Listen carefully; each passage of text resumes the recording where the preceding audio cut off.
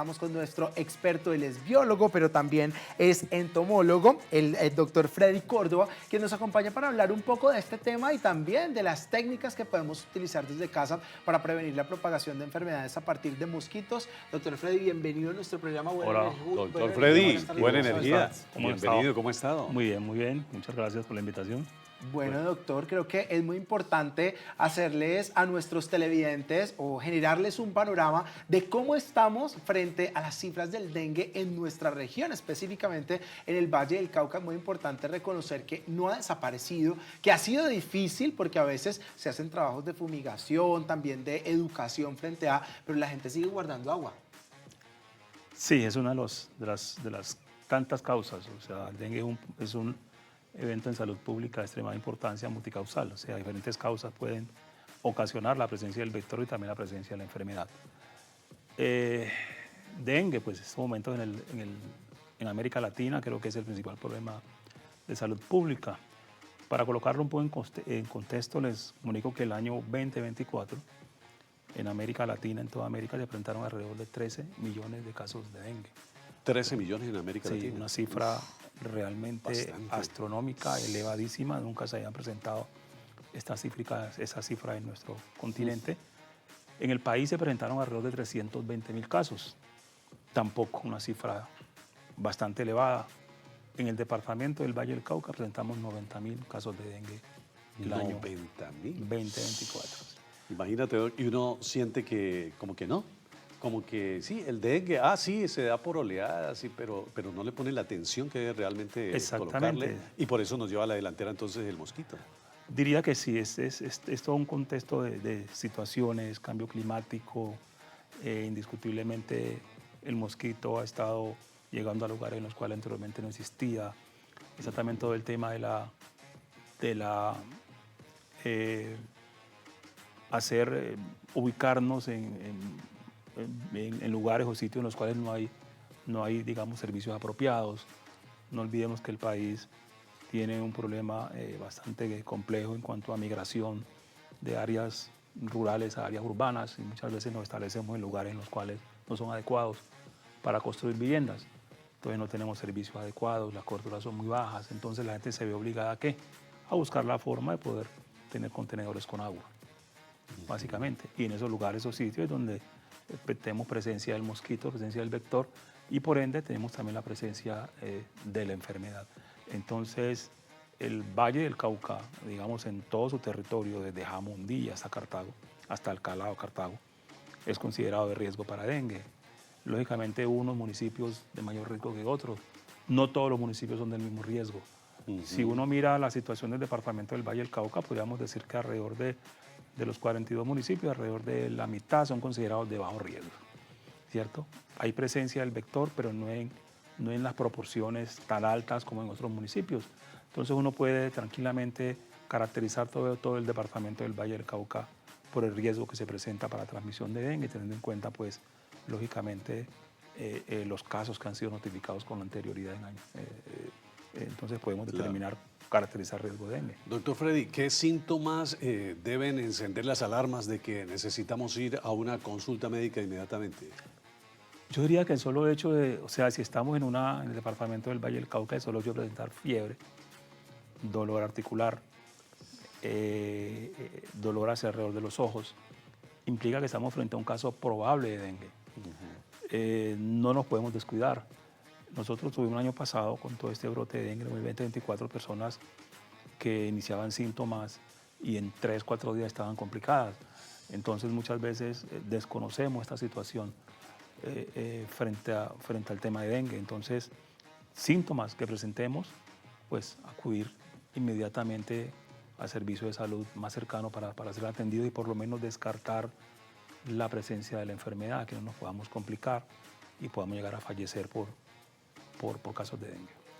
hablando específicamente del dengue, porque hay otras enfermedades que también producen la picadura de mosquitos. Hace poco había un brote de malaria en un municipio de nuestro departamento, el Zika, la fiebre amarilla, que esos tocaremos más adelante. Pues llama mucho la atención porque no sé si existen tipos de dengue. Por ejemplo, alguna vez me dio dengue hemorrágico y uno no sabe realmente si esto constituye gravedad o descuido o si hay una picadura de zancudo que lleva específicamente a esos síntomas que ya son sangrado y otras manifestaciones en el cuerpo. ¿Cómo funciona este dengue o cómo se desarrolla después de la picadura y hay dengue leve, dengue grave? ¿Cómo es esto? Exactamente, tienes razón. Simplemente son clasificaciones, ¿cierto? El dengue es uno solo, pero se clasifica de acuerdo a la sintomatología, ¿cierto? Podemos tener un dengue sin signos de alarma, que serían los síntomas clásicos, ¿cierto? Como si fuera una gripa, se disfraza así. Exactamente, básicamente. Entonces tendríamos la fiebre, sin fiebre, pues digamos, el síntoma de fiebre es uno de los más importantes para poder clasificar dengue. Entonces tendríamos fiebre, dolor articular, dolor en los ojos. Si tenemos nada más esos, podemos clasificarlo como un caso de dengue sin signos de alarma. Entonces muchas veces lo que hace, digamos, el médico, ¿cierto? O quien atienda al paciente, es poderlo clasificar adecuadamente, con base en esta situación, determinar algún tipo de tratamiento. Tratamiento específico no hay, ¿cierto? Te dice, puede ser un caso de dengue sin signos de alarma, es un caso ambulatorio, esté en tu casa, ¿cierto? Tómate unos analgésicos, hidrátate bien, ¿cierto? Si tienes otro tipo de síntomas, básicamente después del cuarto o quinto día de síntomas, tenemos dos opciones. Una, o salimos de la enfermedad, o dos, nos complicamos. Podemos pasar tranquilamente de un dengue sin signos de alarma a un dengue con signos de alarma, que presenta dolor abdominal y vómitos, clasificado ya como dengue con signos de alarma. Ya ahí pasaríamos a un dengue grave y posteriormente a un dengue grave la posibilidad de fallecer es bastante probable, es ¿no? probable, Bastante probable. es bastante probable. Entonces simplemente lo que sí recomendamos nosotros es que el médico sea lo más asertivo en esa clasificación, que tenga claridad frente a la guía de atención clínica que está establecida por la OPS y la OMS, y el país también tienen una guía adecuada. Entonces, con nuestra guía de atención clínica podemos determinar y clasificar adecuadamente y tomar la mejor decisión frente al paciente. Pero anteriormente era dengue hemorrágico, porque al final, ¿cierto? Cuando hay un dengue grave se producen hemorragias en el paciente, pero ya al final, ¿cierto? Cuando tenemos dengue grave. Pero ya ahora, la última clasificación está dengue sin signos de alarma, dengue con signos de alarma y dengue grave. Entonces, así es como se clasifica ahora el dengue. Doc, ¿qué tan cierto es? Y aquí sí le pregunto si esto viene siendo mito o realidad, porque estaba en una zona campestre donde vive un amigo y yo le decía, tené cuidado con el dengue porque veo mucho zancudo, mucho pocito por acá. Y me decía, no, pero es que mira que los zancudos de acá no hacen ruido, entonces eso no pasa nada.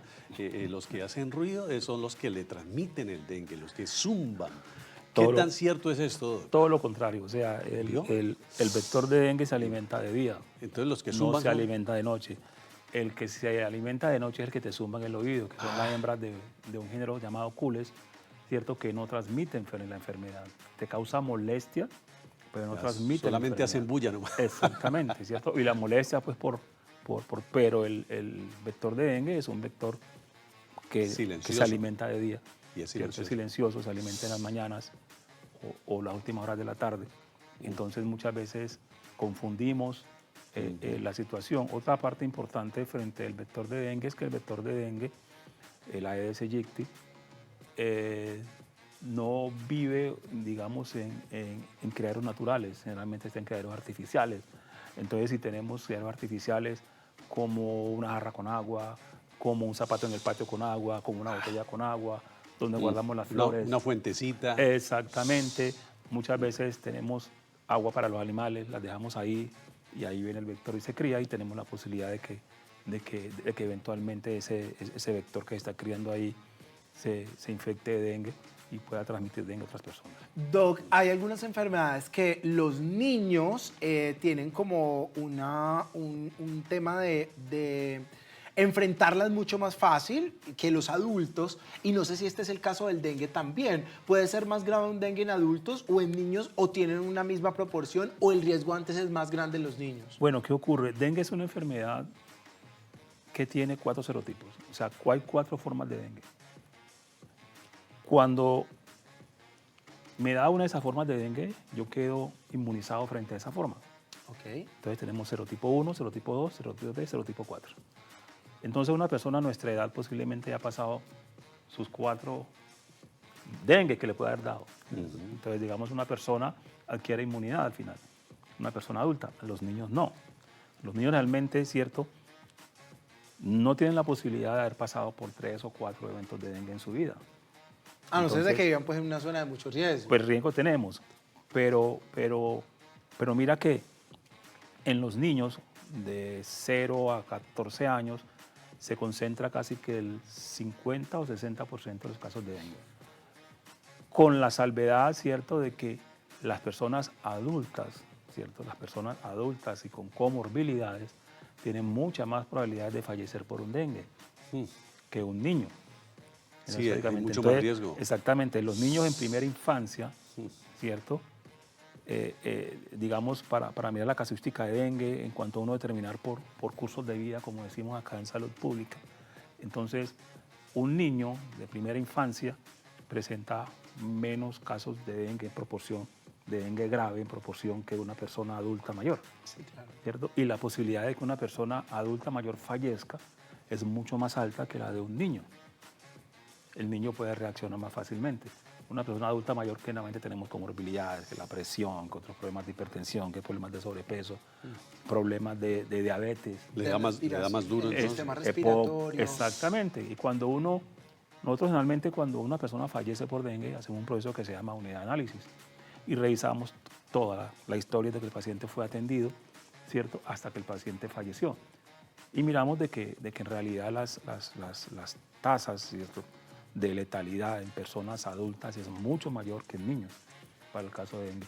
Pero el indicador ese, ¿cierto?, de menores de 15 años, nos va a servir en salud pública para determinar qué tanto más ha avanzado la enfermedad a nivel general, porque esos son los que más enferman. O sea, los niños entre 0 a 15 años, ahí tenemos alrededor del 60% de los casos de dengue generalmente, históricamente. Entonces nos sirve como una referencia en salud pública también niños en esa edad. Pues mire, doctora, a las 12 en punto hay un trabajo de prevención que empieza desde casa y aunque ya hemos hablado de que hay otros focos también en los que pueden convertirse en tema de criaderos, pasa mucho, por ejemplo, Doc, que cuando llueve, la gente pues no se preocupa por ver dónde quedó agüita emposada. Entonces, si usted se le estaba inundando el patio, de pronto fue y lo puso sobre el sumidero todo el resto de agua, pero no revisó esa chancla que quedó ahí con un poquito de agua, el zapato, lo que decía. Hay algunos termos. Hay gente que tiene un termito en el que lleva agua a su trabajo, al colegio de los niños, y lo dejó lavando, llovió y allí quedó un poquito de agua y se le olvidó y a los 15 días se dio cuenta. Nuestra compañera Fernanda Gómez pues ha realizado una nota bastante interesante relacionada con esos tipsitos que podemos tener presentes para no propagar más, primero, el criadero de mosquitos, pero segundo, malas prácticas en las casas, porque muchas personas asumen, por ejemplo, como el recoger agua, es que se va el agua, uno no sabe cuándo se va a ir el agua, un saludo para mi mamá, uno no sabe cuándo se va a ir el agua y entonces recoge un poco de agua, mamá, ¿por qué? Porque, y si la tiene destapada, peor. Porque claro, una cosa es hasta tenerla tapada, pero si la tiene destapada, peor. Pues luego uno ve una lombricita en el fondo y dice, ¿esto qué será? Le quiero decir, es un mosquito que se está criando ahí. Por eso a las 12 en punto, tenga en cuenta estos tips que le vamos a entregar a continuación y prevenga de enfermedades a su comunidad y a su familia.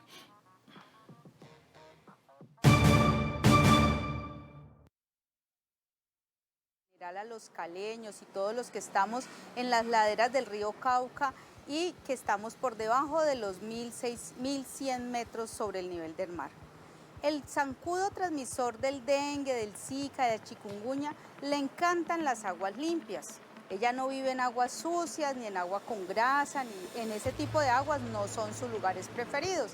Entonces le pedimos a todos que por favor tenemos que tener mucho cuidado con esas aguas estancadas, con las aguas que tenemos muchas veces en reposo o porque no tenemos buen servicio de agua potable o porque la tenemos para regar las matas. Entonces sí tenemos que cuidar mucho, protegernos mucho, es de tener aguas estancadas en nuestras viviendas, en los patios o en los lugares de residencia, de trabajo. Pero no solamente es vaciar el agua, Tenemos que coger con un cepillo, refregarlo, utilizar lo que normalmente hacemos que tenemos en nuestra casa, el cloro, el hipoclorito, y con eso podemos eliminar las larvas que queden pegadas a las paredes. Los floreros, las llantas a veces que guardan nuestras parejas, esposos para el carro, para la moto, porque puede ser útil más adelante. Si las vamos a tener, pero las tenemos que poner en un sitio donde no acumulen agua.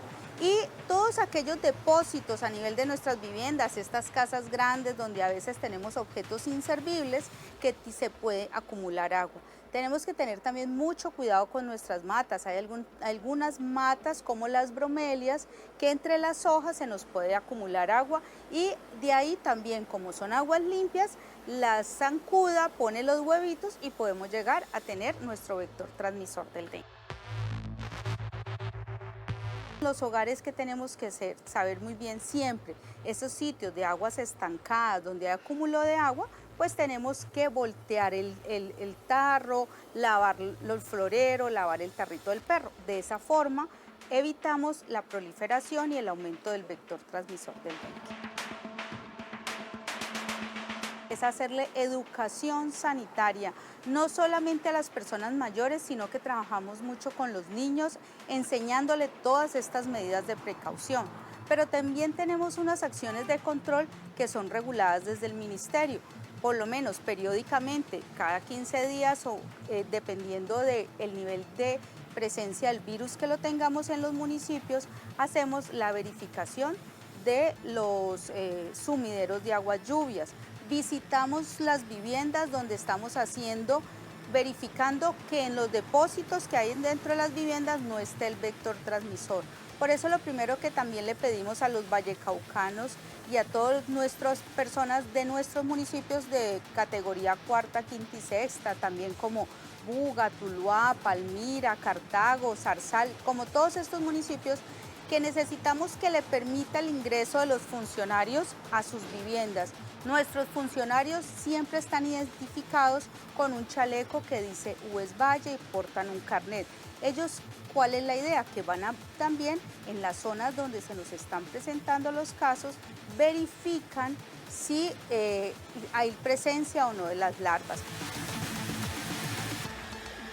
Venimos trabajando desde el año 2024 y en el municipio de Viges, y es una pintura que es insecticida a la vez, que no genera riesgos para la comunidad, pero que se utiliza en los tanques bajos, o sea, en los tanques de los lavaderos. Los pintamos totalmente gratis y esa pintura tiene un efecto, y es que las larvas que se pegan en las paredes no se vuelven a reproducir.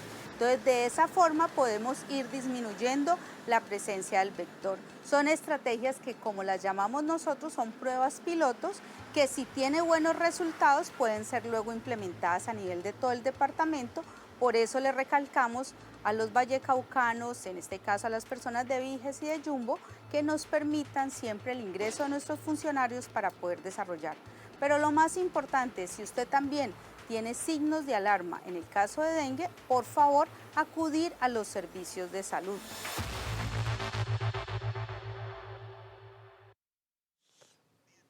Bueno, pues ahí veíamos a Constanza Hernández, que hace una serie de recomendaciones, Doc, precisamente que nosotros debemos de tener muy en cuenta en casa. Pero yo le preguntaría, doctor Freddy, ¿qué papel juegan las comunidades organizadas en la prevención del dengue? Indiscutiblemente yo diría que es la medida más sostenible en el tiempo. ¿Por qué? Porque lógicamente una comunidad consciente y organizada que sepa cómo poder controlar, digamos, cómo poder hacer la limpieza, cómo poder evitar, sobre todo, la presencia de criaderos en sus viviendas, no le da oportunidad al vector de proliferar. El vector de dengue es un vector netamente domiciliario, o sea, vive en nuestras casas y nosotros somos los que le damos la posibilidad de que él se críe. Entonces, no es un vector, repito, que se críe en lugares naturales o en sitios artificiales. Siempre se cría alrededor nuestro, o sea, es un vector netamente domiciliario. Entonces convive con nosotros prácticamente. Todo el tiempo. Claro. Entonces depende más, digamos, la proliferación de mosquitos depende más de lo que nosotros hagamos en nuestras propias viviendas. que lo que puede hacer un trabajador de la salud pública. Incluso nosotros en salud pública damos recomendaciones, damos tips, ayudamos, pero indiscutiblemente la labor comunitaria es fundamental para poder controlar ese tipo de enfermedades. Doc, saquemos un capítulo para las otras enfermedades de las que hablábamos al principio, como la malaria, el Zika, el chikungunya, que bueno, yo de chikungunya nunca más volví a escuchar, pero eso no significa que hayan desaparecido. Son transmitidas por el mismo zancudo, hay una forma diferente. ¿Cómo pudiéramos entender también que existen otros virus a partir de mosquitos? Porque la gente lo asocia directamente con el dengue y con el Aedes aegypti, pero no significa que esta es la única forma, y uno lo entiende cuando va a poblaciones donde por obligación tiene que estar vacunado contra la fiebre amarilla, el Zika y pues el tema de la malaria y el chikungunya. Decía yo lo de la malaria porque la Secretaría de Salud Departamental vino hace poco a las Tardes del Sol y nos contaba que estaba en una jornada bastante fuerte porque había un brote, si no estoy mal en Candelaria, ya voy a investigar, pero si no estoy mal en Candelaria, estábamos hablando de un barrio de Candelaria y decía que pues había presencia. ¿Esto es por el mismo mosquito? ¿Es otro mosquito? ¿Cómo funciona? No, es otro tipo de mosquito. O sea, estamos hablando de vector de malaria. El vector de malaria es un vector que generalmente no habitaba al interior del Valle del Cauca. Es un vector que estaba bastante confinado hacia las costas pacíficas. Entonces, cuando muchas veces nosotros relacionamos malaria con costa pacífica, como Buenaventura, Sí, con Tumaco, con el Chocó, y no relacionamos malaria con el departamento del Valle del Cauca. Ah, sí, perdón, era pradera. Exactamente. Entonces, ¿qué ocurre? Estos momentos tenemos la presencia del vector principal de malaria de las Américas al interior del Valle del Cauca. No sabemos cómo llegó, no sabemos en qué momento llegó al departamento del Valle del Cauca, se llama Anopheles albimanus, es un vector, el vector principal de malaria en las Américas. Llegó al interior del Valle del Cauca, generalmente estaba confinado hacia el área de la costa pacífica, muy relacionado con áreas costeras. Y ya hemos tenido brotes de malaria en algunos sitios. Generalmente no olvidemos de que hay una alta, digamos, migración de personas de la costa pacífica hacia el interior del departamento. Entonces hay migración todos los días y tenemos la presencia del vector. O sea, el vector, digamos, buscó un nicho, ¿cierto?, muy apropiado para él, que fueron, digamos, lugares naturales, porque a diferencia del vector de dengue, el vector de malaria se cría en criaderos naturales, con vegetación. Aguas no muy poluidas, pero ahí se puede criar. Y a diferencia del vector de dengue, el vector de malaria se alimenta de noche. Ahí la gran diferencia también en frente a medidas de control. Entonces, un vector que se alimenta de noche transmite malaria, el vector que la Aedes aegypti se alimenta de día transmite dengue. Entonces, son dos vectores completamente diferentes, de comportamientos diferentes, lógicamente, pero igualmente transmiten enfermedades bastante complejas. Y hoy tenemos un brote de malaria que venimos trabajando, pues la señora gobernadora y la doctora Lesmes tomaron la determinación de hacer un proceso de eliminación de la enfermedad en pradera. Entonces, en pradera sucedió que tenemos la presencia del vector. En una familia específica. Teníamos la presencia del vector y se difundió en 4 barrios del municipio de Pradera, que son el barrio Berlín, barrio Manuel José Ramírez, barrio Marsella, Berlín, Marsella y Las Vegas. Ahí están los 4 barrios. Son barrios que fueron creados con personas migrantes de la costa pacífica en su gran mayoría. Diríamos que la población que habita en esos lugares es población migrante de costa pacífica, en su gran mayoría son personas afro, en su gran mayoría. Las condiciones, digamos, de vida de algunos de estas personas, de estos habitantes, pues son, digamos, posibilitan de que el vector pueda ingresar fácilmente a sus viviendas.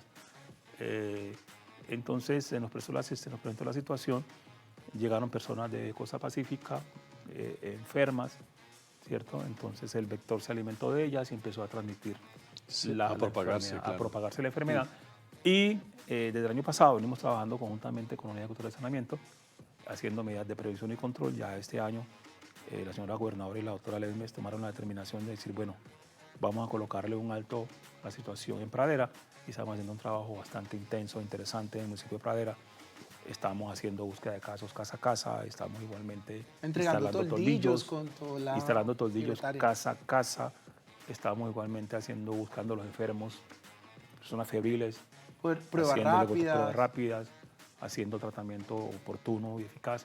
O sea, a diferencia del dengue, acá tenemos un tratamiento que es extremadamente eficaz. O sea, es un tratamiento el cual no es resistencia, es un tratamiento que usted en 4 días sale de la enfermedad. 4 días, o sea, te tomas el tratamiento, ya está establecido un tratamiento bastante eficaz y en 4 días estás libre de malaria. Buenísimo. Pero igualmente, ¿cierto? Tenemos otro problema ahí que la gente no conocía la enfermedad. O sea, no olvidemos que es un evento nuevo para Pradera y la gente, muchas de las personas desconocían los síntomas. Casi todos Claro. son disfrazados de gripa o un virus que anda ahora. Exactamente. Un Entonces, virus que anda ahora. ¿qué nos ha tocado también a nosotros en Pradera? Capacitar a los médicos, a las enfermeras, a las bacteriólogas, a la comunidad sobre signos. O sea, un trabajo extremadamente interesante que tenemos alrededor de unos 4 o 5 ítems trabajándolos al tiempo en Pradera para lograr contener la enfermedad, no solamente controlarla, sino también poder llegar a decir en poco tiempo ya no hay más casos de malaria. Bueno, en el doctor municipio de Freddy, Pradera. pues felicitaciones por este trabajo tan interesante y tan profesional que están llevando a cabo ustedes. Muchísimas gracias por haber venido aquí Ok. a Tardes del Sol. Buena Muchas energía, gracias a ustedes. doctor Freddy Córdoba. energía. Ok, muchas gracias a ustedes.